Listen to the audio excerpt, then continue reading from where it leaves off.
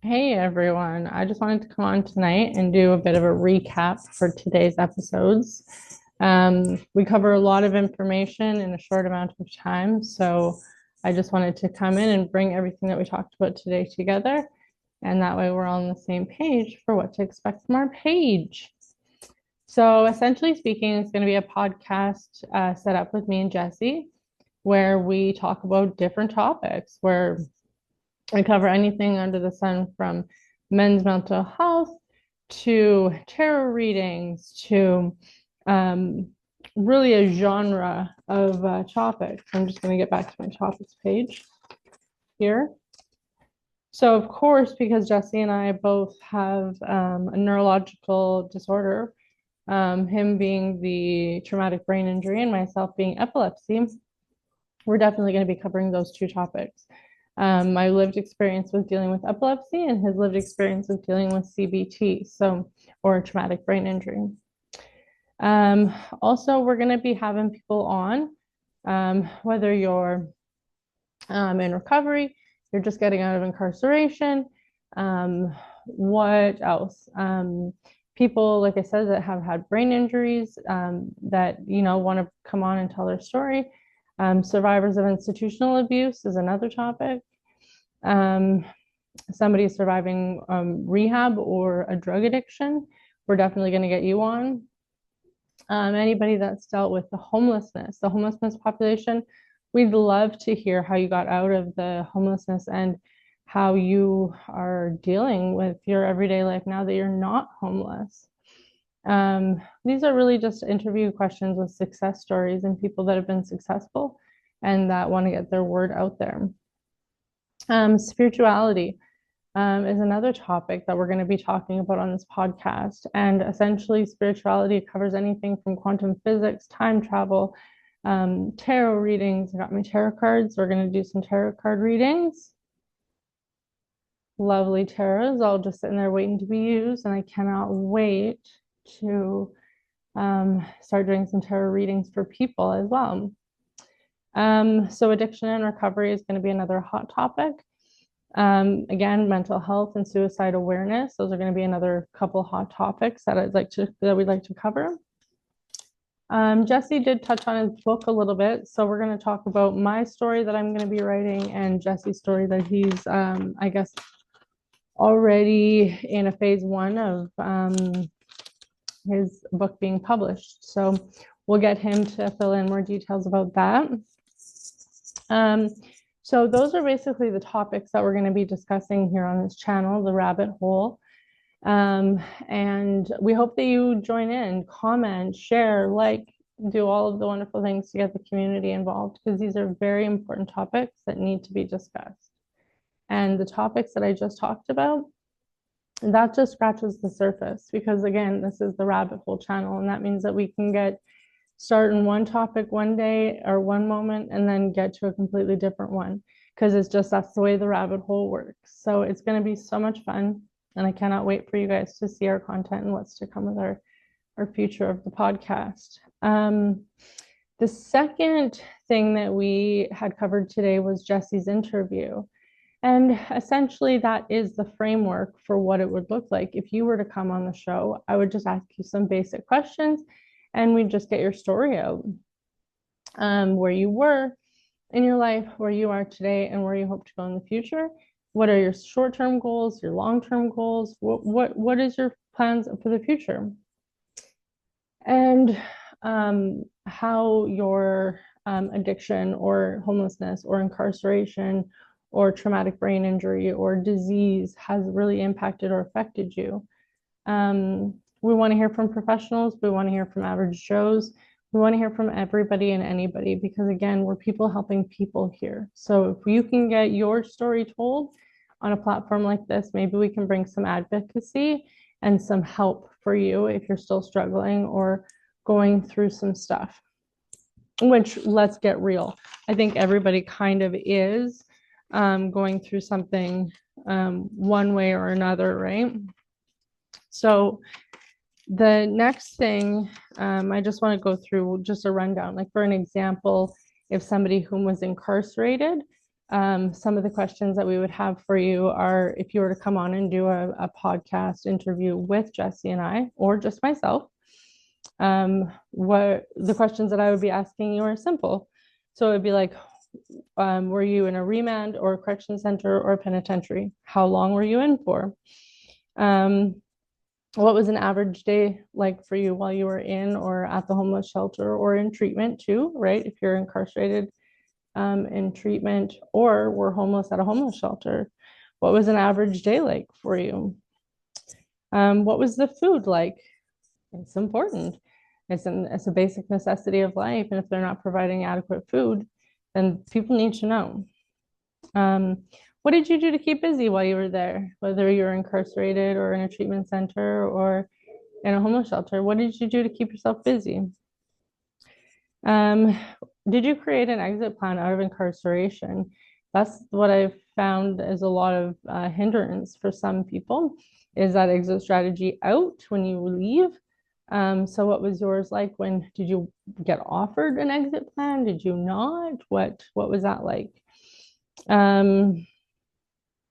Did you get offered any addiction, rehab, or treatment options while you were in the treatment center? I guess obviously if you're in treatment, but what was your treatment plan like? If you're incarcerated, did you get any help with treatment for recovery or your addiction? What did they offer you? And what was the mental health help like? So were you able to get any mental health? Was there hurdles in the way of you getting help? So they're just simple, basic questions. Simple questions. And it doesn't take up too much time. As you've seen, Jesse and I's interview only lasted about 20 minutes. So yeah, I'm hopeful to get my interview on as well. I'm going to talk to Jesse about that and see getting my interview on and telling my story a bit. And yeah, and then you guys can have a better understanding of who I am. And the third podcast episode that we did today was in regards to the tour. My big tour that I have coming up. The dates again are from November 11th to December 3rd. And I'm going to try to hit 36 locations, 36 cities in however many days, whatever that is, 34, 33 days. I'm hopeful. 33 days, yeah, perfect. Master number 33. So definitely suiting, definitely meant to be. And what we're going to try to do is hit 36 cities in 33 days. So it should be interesting. It should be fun. I love road trips. I'm going to be honest with you. So it's going to be so much fun for me. But the cities that we didn't really touch too much on the cities. So I'm just going to give a shout out to these cities here tonight and see if they're going to be able to welcome Jesse and I in with open arms to share our stories and hopefully get some information from you guys. That's the biggest piece. So I'm going to be asking for you guys to voluntarily participate in a survey. And what the survey will be is very simple questions. Again, not complex, not over the top. It's just very simple questions. I'll go through one with you right now on this live so you guys can have an understanding. So name, age, date of birth, address, phone number. If you have a PO box, great. If not, great. Incarceration dates, charges from the remand or penitentiary center. So what are your charges? Upcoming dates and trials, if you have any. And do you need assistance with an exit plan? The next part of it, page 2, is interests and hobbies. What are you interested in and what do you want to do? What do you like doing when you are on your free time? It's very important when you're planning a recovery and treatment plan to figure out what these people are interested in doing. Also, what are your strengths and your weaknesses? And that's where you get vulnerable and honest with yourself is like, what am I good at and what am I lacking in? The next part is basically your home life and your work life. So while you're incarcerated, obviously you don't really have a home life, but what is your home life like outside of incarceration? Do you have family? Do you have close friends that you stay with? What is home like for you on the out? And, or, you know, you got mom and dad helping. what is it like for your home life on the street or getting out? Sorry. And then what do you hope that your work life is going to be like? So, do you want to be a plumber, pipe fitter? Do you want to be a trucker? Do you want to be a welder? Do you want to be an electrician? Do you like what do you want to do when you grow up, kind of thing? Um, and then of course the most important is your needs and wants. And get specific. I need cocaine. I need heroin. I need a motorbike. I need whatever it is. Or I want a motorbike. I want heroin. I need heroin. You don't need it. You want it. But be honest, like get honest with yourself, be vulnerable, and really just write down what is it exactly like, do you like what are your needs in life, and put it down on paper. Because if you put it down on paper, somebody can read it and analyze it. And if they get 10,000 people's needs and wants, they can develop a program based on your needs and your wants, not about what the government thinks that you need and want, but more specifically what you actually need and want, if that makes sense. And then the last part of it is to get your things in order. So it's about your stuff, your items. Are they in a friend's storage closet? You know, do you have a storage unit waiting for you on the outside? Where are your things? And let's get them together so that when you get out, it's a lot simpler and easy for you to move forward. Just quickly, the basis of my recovery treatment program is based on people, places, and things. And I firmly believe that once you get your things in order, that's a third of your problem off the list when it comes to being an addict. If your things aren't in order as an addict, your brain just ain't right. And it's like, I'd rather be doing drugs right now than worrying about my things. So that's what the basis of my treatment program is. So, and that's the survey that we're going to be handing out to jails, to penitentiaries, to homeless shelters, and to treatment facilities. And I'm hoping that on this tour, we can get 10,000 of these surveys completed. And that way that will develop a really good baseline as to figuring out what people need and what they want. Because let's get real. What the do you want, Alberta? Does anybody really know anymore? What do you want? What do you need?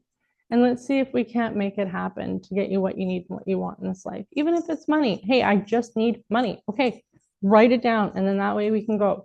And if there's 10,000 people in the world or in Alberta saying they need money, then clearly something's wrong in the monetary system. We may have solutions for that in the future. Back to the tour. The locations that we're going to be going to are, again, anywhere from as south is Lethbridge to north is Fort Mac, and a whole bunch of places in between. So Medicine Hat, Brooks, Strathmore, Chestermere, Calgary. These are all the cities and locations that we're going to be going to. Calgary, Cochrane, Morley, High River, Pincher Creek, Lethbridge, as I had stated, Tabor, Drumheller, because they have a penitentiary, Rocky Mountain House, Banff, Bowden, Red Deer, Rocky Mountain House, Lloydminster, so as far right to the border, Lloydminster, Camrose, Sherwood Park, as stated, Edmonton. We're going to Fort Saskatchewan, to Morinville, to St. Paul, to Cold Lake, to Lac La Biche, to Fort McMurray. We're going to be going to Slave Lake, Inalda, Peace River, Fairview, Grand Prairie, Whitecourt, Hinton, and last but not least, Grand Cache. So we're going all the way through. And we're going to be stopping at, like I stated, the penitentiaries and the remand centers and the correctional centers in all of those towns, and to the emergency shelters and women's emergency shelters. We're going to drop off some surveys there. Those ones we won't disclose the location because it'll be for the safety and security of the guests that go to the women's shelters, but we'll let you know that, yeah, we did stop by in Aldous Sucker Creek, for example, to drop off some surveys for their participants to complete. And we'll be going to some treatment centers.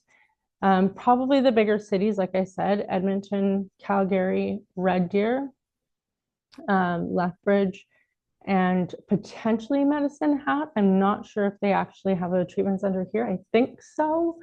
But these are all the details that we're going to be working out over the next month before we leave. Well, just under a month until we're going to be hitting the road. So I'm very excited. I cannot wait. All the minor details will be figured out between now and then. But that was a mouthful.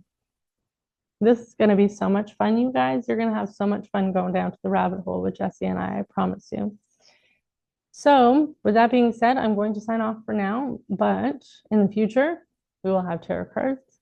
And in the future, we'll be talking about Tesla's 369 and the frequency and what it provides for people, and about my art, about art and how to find your creative side when it comes to art and doing art.